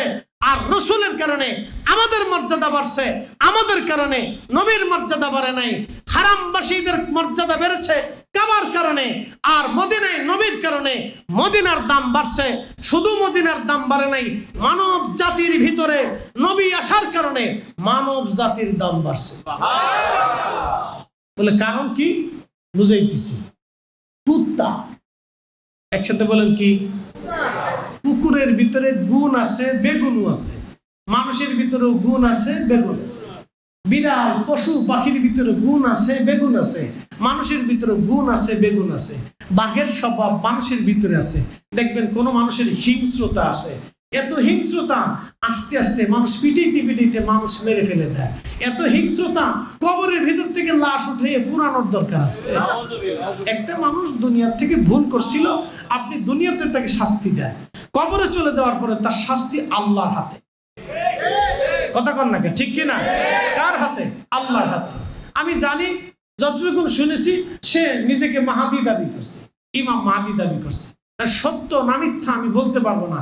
যদি সত্য হয়ে থাকে তাহলে আল্লাহর উপর তার ফায়সালা, কারণ কোরআন ও সুন্নাহের বিধান অনুযায়ী যদি সে সত্য নিজেকে মাহাদি হিসেবে দাবি করে থাকে, তাহলে সে আর মুসলমানের কাতারে নাই, সে বেঈমানের কাতারে চলে গেছে। আর যদি মাহাদি দাবি করে না থাকে, সেটা তো আল্লাহর দরবারে তার হিসাব আমরা দিয়ে দিলাম। কিন্তু কবর থেকে উঠে তো দুনিয়াতে আইনা আগুন দিয়ে পুড়াইয়া এই হিংস্রতা, নৃশংসতা আমাদের দেখানোর তো কোনো প্রয়োজন নেই। এটা কি ধরনের ইসলাম আমি বুঝলাম না কিছু। এটা কে শেখায়, কারা শিখে, এগুলো আমি বুঝি না। আপনি অন্য কোথাও নিয়ে যান, তাকে অন্য কোথাও আপনি পানির ভিতরে, মাটির ভিতরে দাফন করে দেন, অসুবিধা। কিন্তু কবর থেকে উঠাইয়া আপনি তারে পুরাবেন, আনন্দ উল্লাস করবেন, আবার তাকবীর দিবেন, নারে তাকবীর, আল্লাহু আকবার, এগুলি কে শিখাইছে? আপনি ওয়াকাম করবেন আর তাকবীর দিবেন, আল্লাহ নাম দেখাবেন আপনি মুসলমান, মুসলমানিত্ব দেখে সারা বিশ্বকে দেখাবেন যে বাংলাদেশে কবরের ভিতর থেকে লাশ উঠিয়ে পুরানো হয়। তাহলে ওই দেশের মানুষ তো খুব হিংস্র, উগ্র আর বদমেজাজি, বদচরিত্রহীন। সারা পৃথিবীতে একটা ভুল মেসেজ সারা ওয়ার্ল্ডে চলে গেল। এটা আগামী 10 বছরের জন্য আমাদের জন্য ক্ষতি আসবে, ভালো কিছু আসবে না। কি কথা কন না কেন? কি আসবে? ক্ষতি আসবে, ভালো কিছু আশা করা যায় না তো, অনেক ক্ষতি আসবে। এগুলি কে শিখেছি? আমার দিকে তাকান তো, ফেরাউনের চাইতে বড় কাফের কেউ আছে? না, একসাথে বলেন, জোরে বলেন। ফেরাউনের চাইতে বড় কাফের কেউ আছে? ফেরাউনের লাশ কি পচছে? ফেরাউনের লাশ অক্ষত রাখছে কে? কেন রাখছে? হ্যাঁ, জোরে বলেন। ফেরাউনের লাশ পাওয়া গেছে, যখন পাওয়া গেছে তখন কি বড় বড় আলেমরা দুনিয়াতে ছিল না? বড় বড় ইমামরা ছিল না? মুহাদ্দিসরা ছিল না? তখন মুসলিম খেলাফত ছিল না? মুসলমান আমিররা ছিল না? তো ওর লাশ তো পুরাইলো না, ওর লাশ তো পুরাইলো না। আবু জেহেলের কবর থেকে উঠাইয়া তার হাড্ডি গুড্ডি তো কেউ পুরাইলো না। আল্লাহ রাসূলকে যে পরিমাণে কষ্ট দিছে, কোন সাহাবী তো তার লাশ পুরাইলো না। বলুন আপনি আমাকে, বদরের প্রান্তরে আবু জেহেল তো মারা গেছে, ওতবা, সাইবা, মুগিরা মারা গেছে, আবু লাহাব মরে গেছে, তাব্বাত ইয়াদা আবি লাহাব ওয়া তাব্বা। আল্লাহ কোরআন নাযিল করছে তাদের বিরুদ্ধে, তারা মরে গেল, তাদের লাশ তো কোনো সাহাবী পুরাইলো না। আপনাদেরকে ইসলাম কে শিখিয়েছে? সে কাফের হোক, না খ্রিস্টান হোক, না বৌদ্ধ হোক, না হিন্দু হোক, না অন্য হোক, না হয় নাস্তিক হয়ে গেছে, আর না হয় সে ধর্ম কি বলে, সে স্বঘোষিত কাফের হয়ে গেছে। মুসলমান ছিল, সে স্বঘোষিত কাফের হয়েছে, নিজেকে আল্লাহ দাবি করছে, অথবা ভগবান দাবি করছে, অথবা এই মাহাদি দাবি করছে, এগুলি দাবি করছে। তার জন্য তো কবর থেকে উঠাইয়া লাশ পড়াইয়া আনন্দিত হইয়া বিশ্বকে দেখানোর কিছু নাই। এটা দেখানোর কারণে আমাদের দেশের ভাবমূর্তি দিন দিন নষ্ট হবে। আগামী 10 বছর জন্য এই আমাদের দেশের জন্য এগুলি অনেক বড় ক্ষতি। কথা কন না কেন? অনেক বড় ক্ষতি। ইসলাম এগুলি শিখিয়েছে না। ইসলামের তো হয়েছে, ইসলামের তো হয়েছে, ইসলামের কি ক্ষতি হয়েছে জানেন? আরে সর্বনাশ! এই যে পোশাকটা জানেন, এই পোশাক পৃথিবীর যেখানে পরে যাবেন, পরে গেলে দেখলেই নেগেটিভ চিন্তা করে যে এটা কোত্থেকে আসলো। হ্যাঁ, মালয়েশিয়ার গেন্টিং হাইল্যান্ড থেকে আসার সময় একটা মন্দির আছে, ভাইরা তো কেউ গেছেন, মন্দির আছে, বৌদ্ধ মন্দির। তা আমি মন্দিরে গেছি। এখন বলবেন হুজুর মন্দিরে আপনার কাজ কি? আমি দেখতে গেছি এটা। তো দেখতে যাওয়ার পরে কোটি কোটি টাকা, শত শত কোটি টাকা খরচ করছে এটার পিছনে। তা আমি যে জুব্বা গায়ে দিয়ে ঢুকছি, এই জুব্বাই পরা ছিল, জুব্বা এইটাই পরা ছিল, মাথায় টুপি ছিল, পাগড়ি ছিল না। তা এই টুপি মাথায় দিয়ে জুব্বা পরে আমি গেছি। আমার বৌদ্ধরা, চাইনিজরা আমার দেখে খালি তাকায় যে এটি কোত্থেকে আসলো, হে কোত্থেকে আসলো। তা আমার দিকে এরা তাকায় যে আসলো কোত্থেকে। তার অর্থ বুঝছেন? এগুলি করে আমরা আমাদের পোশাকের সম্মান হারাইছি। কথা শোনেন, এই পোশাক দেখলে এক সময় মানুষ তাদের কাছে নিরাপত্তার জন্য আসতো। কথা কন না কেন? সারা পৃথিবীতে এই পোশাকের এত দাম ছিল, অন্য ধর্মের মানুষ মানুষ এই পোশাক দেখলে নিরাপত্তার জন্য আসতো, যে পৃথিবীর কোথাও নিরাপত্তা না পাইলে ওই পোশাকওয়ালার কাছে আমি নিরাপত্তা পাবো। হ্যাঁ, হাজার কথার এক কথা আপনাদেরকে বুঝেছি, আমাদের যে কি পরিমাণে ক্ষতি আমরা করতেছি এটার কোনো হিসাব নাই। আপনি উন্নত বিশ্বগুলিতে যান, তো যান, আপনি ইটালিতে যান, স্পেনে যান, ফ্রান্সে যান, ইউরোপে যান, অস্ট্রেলিয়া যান, আমেরিকাতে যান, যান, আপনি একটা অপরাধ করার সাথে সাথে আপনাকে ধরে নিয়ে চলে যান, ধরে নিয়ে চলে যান। যিনি বিচারক সে খাওয়ার আগে মদ খায়, খাওয়ার পরে মদ খায়, কিন্তু বিচার করার সময় অন্যায় বিচার করবে না। যে পুলিশ অফিসার খাওয়ার আগে মদ খায়, খাওয়ার পরে মদ খায়, খাবারের ভিতরে মদ খায়। আর আমরা কালমা পণ্যওয়ালা জাতি, কালেমা পণ্যওয়ালা জাতি, রসুলের সুন্নত মেনেওয়ালা জাতি, রসুলের আদর্শ মানলেওয়ালা জাতি। আমাদেরকে দেখলে অন্য জাতিরা থরথর করে ভয় পায়। আমরা বুঝাইতেছি আমরা ইসলাম প্রতিষ্ঠিত করছি। কে শিখাইছে আপনাকে? আবু জাহেলের লাশ পুরাইলো না, উতবার লাশ পুরাইলো না, মুগিরের লাশ পুরাইলো না, কোন কাফেরের লাশ পুরাইলো না। সাহাবীরা এত খুব নবীকে মারছে, দন্ত শহীদ করেছে, তাইফের ময়দানে রক্ত জড়াইতে জড়াইতে আল্লাহর নবীকে অস্থির করে ফেলছে, তাদের লাশ কাবুল সাহাবীরা পুরাইলো না। আর একটা সাধারণ পাগলের লাশ আপনার পুরাইতে হবে, কারণটা কি? এগুলি ইসলাম শিখানো না, এগুলি এক ধরনের উগ্রতা আর ভুল মেসেজ। কথা বলেন ঠিক কিনা? এগুলো ভুল মেসেজ। আল্লাহ এই ভুল মেসেজ থেকে আমাদেরকে বের করে নিয়ে আসেন, বলে না আমিন। সে অপরাধী, অনেক বড় অপরাধ করছে। শরীয়তের দৃষ্টিতে সে কি? অপরাধী। জোরে বলেন, শরীয়তের দৃষ্টিতে সে কি? অপরাধী। আবু জাহেলের চাইতে তো বড় অপরাধ করেন মুগিরা, উতবা, আবু লাহাব, ফিরআউনের চাইতে বড় অপরাধ তো করেন। বুঝতে হয় ভাই। আল্লাহ আমাদেরকে বুঝার তৌফিক দান করুন, বলে না আমিন। আমরা আল্লাহ রসুলের সঠিক ইসলাম চাই। কথা বলেন ঠিক কিনা? যে ইসলাম আউলিয়া কেরাম, উলামা কেরাম দিয়ে গেছেন, সেই ইসলামের সুশীতল ছায়ার নিচে আল্লাহ যেন আমরা কবুল করেন। সকলে বলেন আমিন। আল্লাহ রসুলের আদর্শকে নিজেদের জীবনে বাস্তবায়ন করব। নামাজে আমিন বলার বিধান কি? নামাজে আমিন বলার বিধান হচ্ছে আস্তে বলা। এখন আমি হানাফি, এই জন্য বলছি আস্তে, কিন্তু শাফিঈ যারা তারা জোরে বলে। যেমন পৃথিবীর অনেক দেশে শাফি মাযহাবের প্রচলন আছে। যেমন আপনি মালয়েশিয়া, ইন্দোনেশিয়াতে যাবেন, রাষ্ট্রীয়ভাবে তারা শাফি মাযহাবকে ফলো করে। এবং মিশরের আল আজহার বিশ্ববিদ্যালয়ের শাফিদের বড় বড় উলামাদের নির্দেশনা তারা মেনে চলে। আমাদের বাংলাদেশে আমরা হানাফি মাযহাবকে অবলম্বন করি, ফলো করি।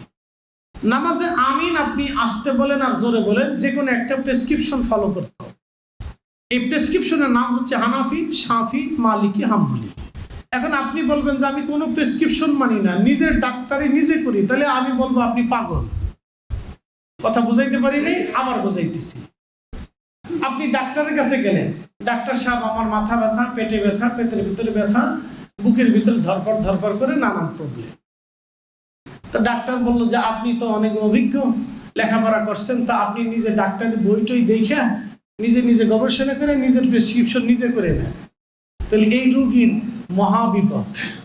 কথা ঠিক কিনা? এই রোগীর কি মহা বিপদ, কারণ এই রোগী বাঁচবে না, কারণ নিজের প্রেসক্রিপশন নিজে করলে বিপদ আছে। তো তদ্রূপ কোরআন হাদিস আমাদের জন্য যথেষ্ট বইলা যারা মাযহাবকে অস্বীকার করি, এদেশে আমিন করে জোরে একটা চিৎকার দিয়ে দিন কায়েম করবার চাইতেছে। কে দিন কি দেশতে চলে গেছে নাকি? শাহজালালি আমিনী 800 বছর আগে যেই দিন দিছে, এটা পছন্দ হয় না? কি কথা কোনটা কেন? 360 আউলিয়া, 12 আউলিয়া, 1200 বছর আগে বদর শাহ আউলিয়া দেশে দিন আনছে, কে এটা পছন্দ হয় না? খাজা বাবা আজমিরে যেই দিন দিছে, এটা পছন্দ হয় না? শাহ ওয়ালিউল্লাহ মুহাদ্দিস দেহলভির মতো বিশ্ববিখ্যাত মুহাদ্দিস যে হাদিসের ব্যাখ্যা দিয়েছে, এটা পছন্দ হয় না? আপনাকে নতুন করে জোরে আমিন করে একটা চিৎকার দিয়া মসজিদের ভিতরে ভেজাল বাঁধাইতে হবে, এই বুদ্ধি আপনারা কেটাই দিছে। তার মানে বোঝা গেল আপনি দিন প্রতিষ্ঠিত করতে আসেন নাই, ফ্যাসাদ বাঁধাইতে আসেন। এর নাম দিছি ফাসাদি। নাম কি? ফাসাদি। ফাসাদি নাম দিছি ফাসাদি। আল্লাহ রসুল যে দিন আমাদেরকে শিখিয়ে দিয়েছেন 1400 বছর ধরে সেই দিন চলতেছে। আপনি নতুন করে এসে বলে দিলেন যে না কোনো মাযহাব টাযহাব আমি মানি টানি না।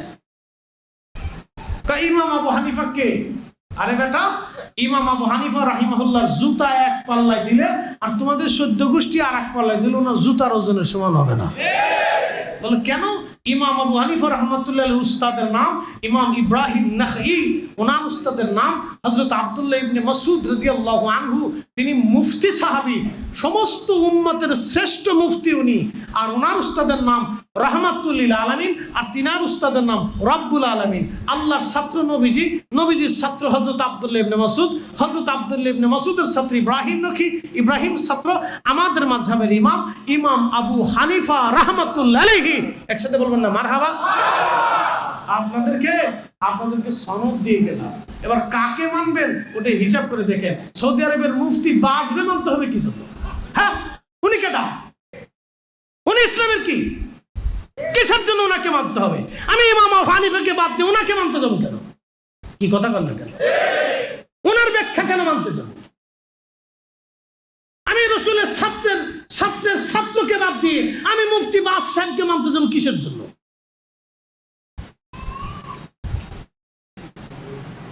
ছোট করে বুঝাইলাম, আমি ওনাকে মানতে যাবো কেন? উনি কি এই 1400 বছরে এত বড় মুহাদ্দিসদের কাছে উনি কি? ছাত্রেরও ছাত্র না, ছাত্র হওয়ারও যোগ্যতা না, বদমাশ হওয়ারও যোগ্যতা নাই। ইমাম আবু হানিফা রাহমাতুল্লাহ আলাইহির ছাত্র যারা ছিল তারা হাফিজুল হাদিস। একসাথে বলবেন আল্লাহু আকবার। হাফিজুল হাদিস বুঝেননি? 1 লক্ষ হাদিসের হাফেজ মিনিমাম। কে আসতে হয় কেন? জোরে বলেন। বুখারী শরীফ মুখস্থ। তো সৌদি আরবের মুফতি বাজার কি বুখারী মুখস্থ আসেনি? দেখান তো ওনার জীবনীতে, দেখান বুখারী মুখস্থ আসেনি না মেশকাত শরীফ মুখস্থ আছে, এটা দেখান। আমি বুখারী শরীফের দরকার নেই, মেশকাত শরীফ মুখস্থ আছে নাকি এটা দেখান। তাহলে আমি ওনার তাকরীর, ওনার ব্যাখ্যা আমি কেন মানতে যাব?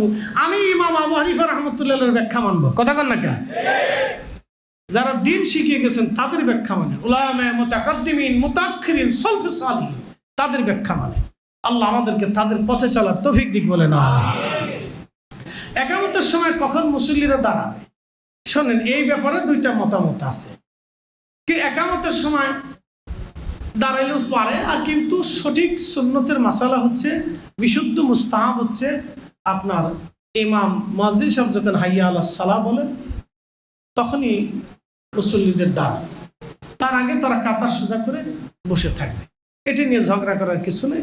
কেউ যদি আগে দাঁড়ায় দাঁড়ানোর অসুবিধা নেই, কেউ যদি ওই সময় দাঁড়ান তাহলে আপনার একটা সুন্নত আদায় হলো। একসাথে বলবেন না মারহাবা? কি হলো? একটা সুন্নত আদায় হয়ে গেল, আলহামদুলিল্লাহ, অসুবিধা নেই। যদি ইমাম সাহেব বলে যে আপনারা বসেন কাতার সোজা করে, হাইয়া আলাস সালাহর সময় দাঁড়াবেন, অসুবিধা নেই, চুপচাপ বসে যাবে। আল্লাহ আমাদেরকে কবুল করুক, সকল বলে না আমিন। এখন আপনাদের মসজিদে মাদ্রাসা আছে, তো মাদ্রাসা বন্ধ হয়ে যাক নাকি বলেন? হ্যাঁ, যেমনি কইতেছেন মনে হইতেছে মাদ্রাসা পছন্দ করেন না। মাদ্রাসার দরকার আছে কিনা? বলে কেন আছে বুঝাইতেছি। এই মসজিদের বয়স কত হবে? মসজিদের কত বছর বয়স হবে? হ্যাঁ, 64 সালে হয়েছে, তার মানে 50 আপ 60-এর কাছাকাছি, 60 বছরই ধরে, 61 না 61 বছর ধরে 60 আপ। তো 60-এর উপরে মসজিদের বয়স। এই 60 বছরে কত মুসল্লি কবরে চলে গেছে। কেউ 1 টাকা দিয়েও গেছে, কেউ একটু মাটি কেটেও কবরে চলে গেছে, কেউ একটু জাগার কোনা দিয়ে গেছে, কেউ একটু বালি দিয়ে গেছে, কেউ একটু কি বলে মসজিদটা মোছামুছি করিয়া সিমেন্ট দিয়ে একটু মুছে ধুয়ে পরিষ্কার করেও গেছে। এখন এই মসজিদে, এই মাদ্রাসাতে সবসময় ছেলেরা আল্লাহর কালাম তেলাওয়াত করে, রাসূল কারীমের হাদিস শিখে। আচ্ছা বলেন, যেই ব্যক্তি 1 টাকা দিয়ে হলো মসজিদটা বানায় রেখে গেছে, তার কবরে কি সওয়াব যায় না? একসাথে বলেন, যায় না?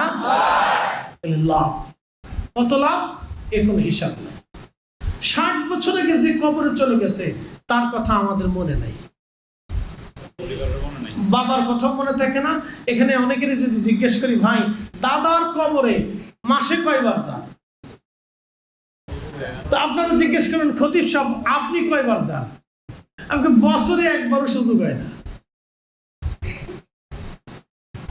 আমাকে যদি বলেন তো বছরে একবারও সুযোগ হয় না। বহুদিন পরে আমি দাদার বাবা কবর জিয়ারত করে আসছি কিছুদিন আগে, তো হয় না। এমনি দোয়াতে শরীক রাখি, কিন্তু যাওয়ার সুযোগ হয় না। তো আপনাদের এরকম ব্যস্ততা কাজে কর্মে আপনাদেরও সুযোগ হয় না। কিন্তু এই কবর, এই মাদ্রাসা থেকে যখন ছেলেরা কোরআন পড়ে, আপনার যে 1 টাকাও যদি শরীক থাকেন, তাহলে এই কোরআনের সওয়াব আপনার দাদা, আপনার বাবা, আপনার দাদার বাবা, আপনার পূর্বপুরুষের কবরও পর্যন্ত পৌঁছায় যায়। এই জন্য মাদ্রাসাটা খুবই দরকার। বলে কেমন দরকার আপনাকে আরেকটু বুঝাইতেছি। নিজের সন্তানটাকে আদর করেন, চুমা খান, আদর করেন, কোলে নিয়ে ঘুরেন।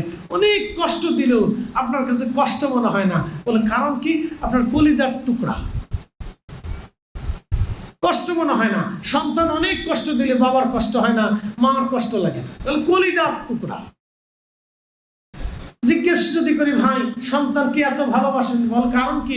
বলে আমার কলিজার টুকরা, আমার মরার পরে ও জানাজা পড়াবে, আমার মরার পরে ও কবর দিবে, আমার ঘরের বাতিও, আমার বংশের প্রদীপও। এগুলি উত্তর দেন। শোনেন, ওই ছেলে কবরের পাশে যাবে গ্যারান্টি নেই, কিন্তু এই মাদ্রাসার কোরআন তেলাওয়াতের সওয়াব আপনার কবরে যাবে যদি দান করে যান, গ্যারান্টি আছে। 1 টাকা নষ্ট হবে। এই জন্য ছেলেরা যেইভাবে আদর করেন, মাদ্রাসাটাকে ওইভাবে সন্তানের মতো আদর করবেন, ওইভাবে আদর করবেন। হাজারাতে ওয়াজ শেষ, 2 ঘন্টা চলতেছে, আর বাড়াবো না। একটা ঘটনা বলে শেষ করতেছি। সুলতান মাহমুদ গজনবী, ওনার মাজার আছে বর্তমান আফগানিস্তানের গজনীতে। সুলতান মাহমুদ গজনবী অনেক বড় আশিক রসুল একজন সুলতান ছিলেন। উজবেকিস্তান, আফগানিস্তান, তারপরে ইরান, পাকিস্তানের বিরাট অংশ মিলেছিল গাজনী সাম্রাজ্য। এই গাজনী সাম্রাজ্যের অধিপতি ছিলেন সুলতান মাহমুদ গজনবী রহমতুল্লাহ। তো উনি একদিন রাত্রিবেলা ঘুরতে এক বাজারে গেছে, যায় দেখে একটা ছেলে বসে বসে প্রদীপ চেরাগের পাশে কিতাব পড়তেছে। তো জিজ্ঞেস করলেন, বেটা তুমি দোকানের চেরাগের পাশে বসে কিতাব পড়ো, তোমার কি চেরাগ নাই? বলে না, আমি এতিমখানায় পড়ি, আমার চেরাগ কেনার মতো পয়সা নেই, আমি এতিম, আমি গরিব মানুষ। তো সুলতান মাহমুদ গজনবীর হাতের মধ্যে স্বর্ণের প্রদীপ ছিল। চিন্তা করলেন, স্বর্ণের প্রদীপ নিয়ে আমি রাত্রিবেলা আমার ঘরের মধ্যে ঘুমাই, আর আমার নবীর একজন তলাবা দোকানের চেরাগ নিয়ে এসে কিতাব পড়ে। কিয়ামতের ময়দানে আল্লাহ নবীর সামনে আমি জবাব দেব কি? সুলতান মাহমুদ গজনবী রহমতুল্লাহ আলাইহি স্বর্ণের প্রদীপ খানা হাতে নিয়ে বললেন, বেটারে এই স্বর্ণের প্রদীপ আমি তোমাকে দিয়ে দিলাম। সুলতান মাহমুদ গজনবী রাত্রিবেলা এসে ঘুমিয়ে আছেন নিজ প্রাসাদের ভিতরে। গভীর রাত্রিবেলা স্বপ্ন দেখেন রাহমাতুল লিল আলামিন নবীজি তার প্রাসাদের মধ্যে তশরিফ এনেছে। সুলতান মাহমুদ গজনবী সালাম দিলেন, ইয়া রাসূলুল্লাহ, নালায়েকের ঘরে রাহমাতুল লিল আলামিন। বলে, সুলতান মাহমুদ তুমি আজকে রাত্রিবেলা সন্ধ্যাকালীন সময়ে আমার এক তলাবাকে তোমার স্বর্ণের প্রদীপ দিয়ে তুমি তাকে সম্মান করেছ। সুলতান মাহমুদ তুমি তাকে সম্মান করো নাই, মূলত আমাকে তুমি সম্মান করেছ। ও সুলতান মাহমুদ গজনবী, যাও, আমি নবী তোমাকে একটা সুসংবাদ দেওয়ার জন্য এসেছি। আমি রাসূল তোমার উপরে খুশি হয়ে গেলাম, তোমার জন্য দোয়া করে গেলাম, আল্লাহ তোমাকে দুনিয়া এবং আখিরাতে সম্মানিত বানাবে। জোরে বলেন সুবহানাল্লাহ। এই জন্য পৃথিবীর বহু সুলতানের নামে অপবাদ আছে, বহু রাজা বাদশার নামে অপবাদ আছে, কিন্তু সুলতান মাহমুদ গজনবীর জন্য মানুষ দোয়া করে, তিনি আশিক রাসূল ছিলেন। তাহলে এখানে স্বর্ণের প্রদীপ দেওয়ার কারণে সুলতান মাহমুদ গজনবী যদি রাসূলের দরবারে মঞ্জুরিয়ত পায়, তাহলে এই মাদ্রাসায় মহব্বত করার কারণে আশা করা যায় আমরাও কিয়ামতের ময়দানে নাজাতের ফয়সালা পাবো। কথা কোন ঠিক কিনা? মাদ্রাসা কি চলবে? নিজের সন্তানের মতো আদর করবেন তো ইনশাআল্লাহ? না ইনশাআল্লাহ বলেন, জোরে বলেন না ইনশাআল্লাহ। আমি ইনশাআল্লাহ বলাইতেছি যে ওয়াদা করাইতেছি, মানে এইভাবে না যে আপনি আল্লাহ চাহে তো যদি তৌফিক দেয় তা আপনি এটা মোহাব্বত করবেন আপনার আখিরাতের জন্য। আল্লাহ কবুল করুন। এসব নতুন ছাত্রের দরকার, তো ছাত্র তো লাগবে, ছাত্র ছাড়া তো মাদ্রাসা চলবে না। বলে হুজুর ছেলেরে মেয়েরে এই অন্য স্কুলে পড়াই, মাদ্রাসায় পড়লে কি হবে না হবে, ওই চিন্তা তো আপনার করা লাগবে না। বলেন রিজিক আর সম্মান কি আমাদের হাতে না আল্লাহর হাতে? না, আমাদের হাতে নেই, ওটা আল্লাহর হাতে, ওটা আল্লাহর হাতে। আপনি একটা আপনার সন্তানকে আলেম বানাই দেন, চিন্তা করতে হবে না। আপনি আপনার একটা সন্তানকে আলেম বানানোর চেষ্টা করেন। সে যদি আলেম না হয় অন্তত তলবে এলেম হইতে পারবে, কিছু সময় কিছুদিন হলেও সে আলেমের সহবতে বসতে পারবে। এই জন্য আপনার সন্তানকে আপনি আলেম বানানোর জন্য এই মাদ্রাসায় একটা সন্তান আপনি দিয়ে দেন, অসুবিধা নেই। একটা সন্তান দিয়ে দেন, সে আপনার জন্য দোয়া করবে। যতদিন ও কোরআন পড়বে ততদিন আপনার পূর্বপুরুষের কবরে নেকি যাবে, নষ্ট হবে না। ভাই একটা সন্তান দিয়ে দেন ফি সাবিলিল্লাহ, আল্লাহর পথে দিয়ে দেন। একটা নাতি ফি সাবিলিল্লাহ, আল্লাহর পথে দিয়ে দেন। এসব গম্বদ ওয়ালে मंजूर दुआ करना, जब वक्त न जा आए आका दीदार अता करना, दीदार अता करना। मैं कब्र अंधेरी में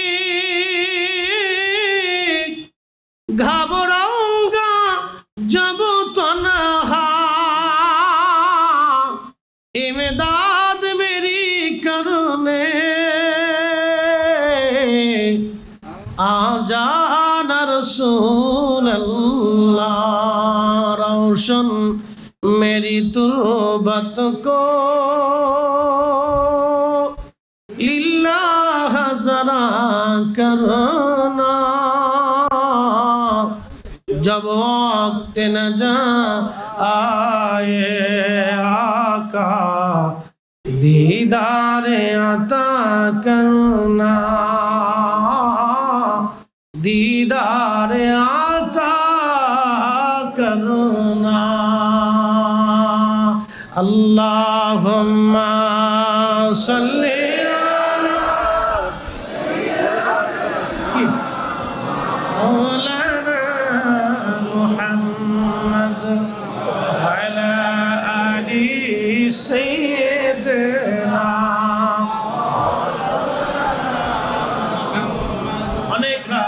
হযরত হালিমা সাদিয়া রাদিয়াল্লাহু আনহা বলেন, দুনিয়ার মানুষের আমি আসলাম আল্লাহর নবীজির কাছে, এত সুন্দর চেহারা, বক্ষ মুবারকে আলতো করে হাত বোলাইলাম, নবীজির ঘুম ভেঙে গেল।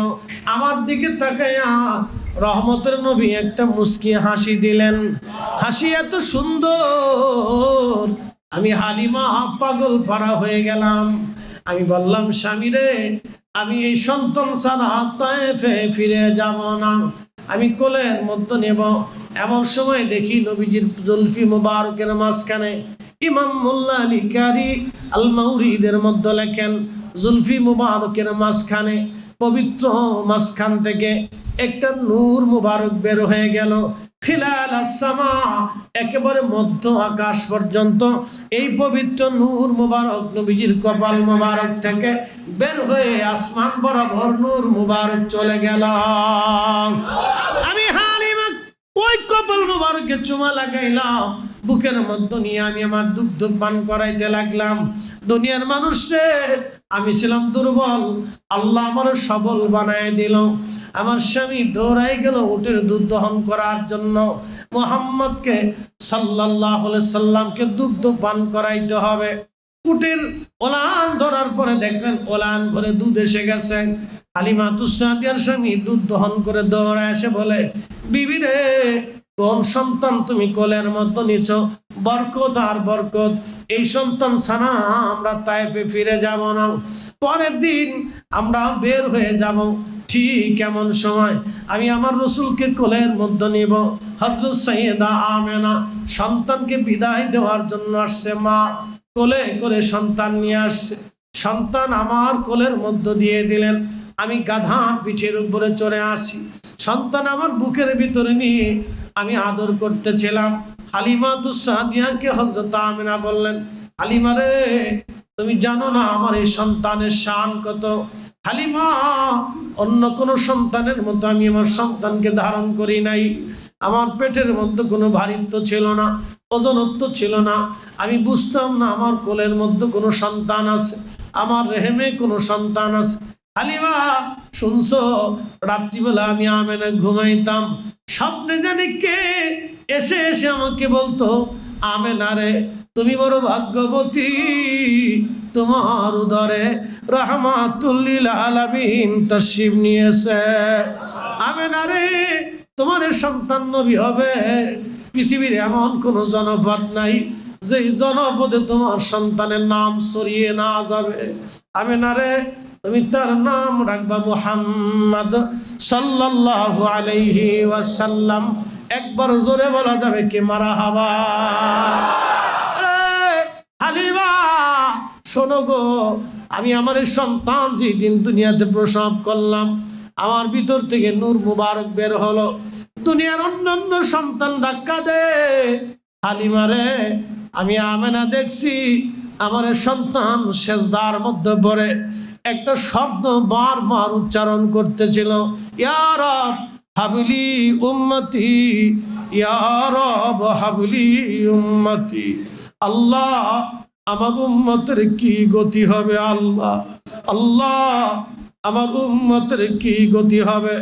যদি কোনোদিন মদিনাতে যান, খন্দকের মাঠে চলে যাবেন। ওই খন্দকের যে খাল, এখন সেইখানটা রাস্তা হয়ে গেছে। একটু আগায়া একটা বাড়ি আছে, হযরত জাবের রাদিয়াল্লাহু আনহুর বাড়ি। আর একটু পিছনে আগে যদি আসেন, একটা ছোট্ট পাহাড় পাবেন, পাহাড়ের নাম জাবালে আবু সিলা। এই জাবালে আবু সিলার ভিতরে ছোট্ট একটা গুহা পাবেন। এই গুহার ভিতরে আমার নবী 3 দিন সেজদায় পড়ে ইয়া রব হাবলি উম্মতি, ইয়া রব হাবলি উম্মতি বলে বলে 3 দিন পর্যন্ত এই পাহাড়ের গুহার মধ্যে কেঁদেছিলেন। আমার নবীজি কাঁদছিলেন। এইখানে গেলাম, বিষ্ণুতলিয়ার প্রিন্সিপাল মহোদয়, ফেন্সুগঞ্জের ভাইস প্রিন্সিপাল মহোদয়ের সঙ্গে আমি গেলাম। জায়গাটা চেহারা করলাম, দেখলাম। ওইখানে মিলাদ শরীফ পড়লাম, দোয়া করলাম, কান্না করলাম। এরপরে দেখি আফগানি হাজিরা পাহাড় বেয়ে বেয়ে দৌড়ায় দৌড়ায় আসে এইখানে জিয়ারা করার জন্য। তারা কিভাবে জানলো আমি জানি না। মদিনা ইউনিভার্সিটির একটা ছেলে ছিল, আমাদেরকে এই জায়গায় ঘুরে ঘুরে দেখাইলো ছেলেটা। এখনো তার কথা মনে করে দোয়া করি। জাবালে আবু সিলা, জাবালে আবু সিলাতে রহমতের নবী 3 দিন 3 রাত পর্যন্ত সেজদায় পড়ে পড়ে চোখের পানি সেরে সেরে কেঁদেছিল। আহা, নবীজি কাঁদে। শুনছো রে হালিমা, আমার সন্তানের শান তুমি জানো না, বড় আদর করবা। আমি আমেনা জানি, হালিমারে তোমার ভাগ্য বলো, আমার এই সন্তান দুনিয়া জোড়া খ্যাতি হবে তার, তাম পৃথিবীর মানুষ তাকে ভালোবাসবে। চিৎকার মেরে জোরে বলেন না মারহাবা। হযরত আমেনা রাদিয়াল্লাহু আনহা ডাক দিয়ে বলতেছে, হালিমা ডাক দে বলে, দুনিয়ার মানুষে আমি দেখি আমার উট দড়ি ছিঁড়ে দৌড়ায় যাইয়া কাবা শরীফের সামনে সেজদায় পড়ে পড়ে সেজদায় পড়ে আছে। আর আমার গাধা নবীকে পাইয়া লাফায়া লাফায়া আনন্দিত হইয়া হইয়া লাফায়া লাফায়া তায়েফের দিকে সবার আগে চলে আসলো। একসাথে বলেন আল্লাহু আকবার।